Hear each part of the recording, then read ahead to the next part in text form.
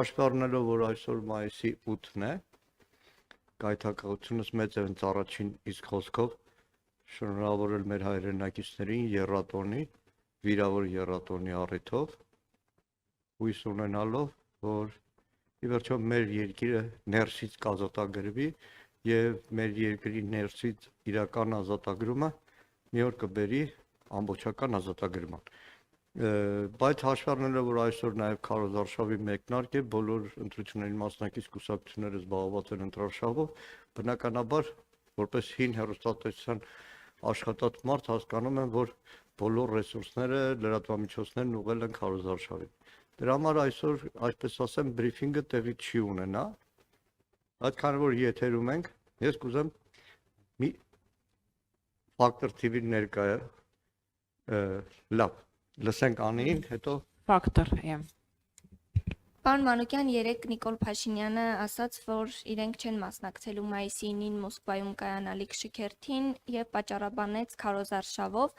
Նախ ինչպես կմեկնաբանեք, որ քարոզարշավի պատճառով Հայաստանի ղեկավարությունից ըստ երևույթին Փաշինյանի ասացից այդպես հասկացվեց, որ որևէ մեկը ներկա չի լինելու։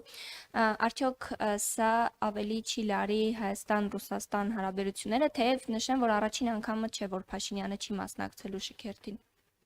Գիտեք, դպրոցներում երեխաներ կային, չէ՞, փորս է ցավում, չգիտեմ, էս է եղել, այն է եղել, ու այդպես բարբերաբար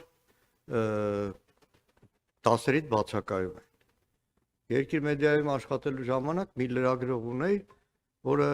կարծեմ 8-րդ անգամ տատի հուղարկավորությանը մասնակցելուց հետո խնդրեցի իր տատիների ցանկը տա։ Հիմա Նիկոլ Փաշինյանը կարող ասել օրինակ կորոնավիրուս է վարակվել մի օրով, երկու օրով եւ այդպես պլստար մայիսին չգնա։ Լուրջ չի, ցավոք սրտի, եթե Փաշինյան ընտանիքի ներկայացուցիչ է ինքը լիներ, գլուխը քարի, ինչ ուզում էին, թող ընտանիքում անեն, բայց ցավոք սրտի առայժմ ներկայացնում է Հայաստանի Հանրապետությունը, իսկ դա լուրջ չի, որովհետև վերանալով ներկայիս քաղաքական միջազգային հարաբերություններից, մայիսի 9-ը հայ ժողովրդի հաղթանակ է նայել, որովհետև հայրենական մեծ պատերազմին եւ ընդհանրապես երկրորդ աշխարհամարտին տարբեր երկրներիով հայ ժողովուրդը անվերապահ մասնակցություն է ունեցել երկրորդ համաշխարհային պատերազմին եւ ֆաշիզմի ջախջախման այդ գործողություններին։ Եվ այդ առումով այսպես բարբերաբար խռովկան չխռովկան վերաբերմունքով բնականաբար վնասում է Հայաստան-Ռուսաստան հարաբերություններին։ Կհիշեք օրերս ոչ պաշտոնական իշխանական ռեսուրսով քարոզարշավին գյուղերից մեկում մեկ ասաց լավ գազ տվեցիր Պուտինին, ակամա այդ պահին մտքումս ուրիշ բան եկավ, այդ գազ տալով ոգևորվելու հետևանքը նույն գազով բոլոր մեր հայրենակիցների վրա է տարածվել։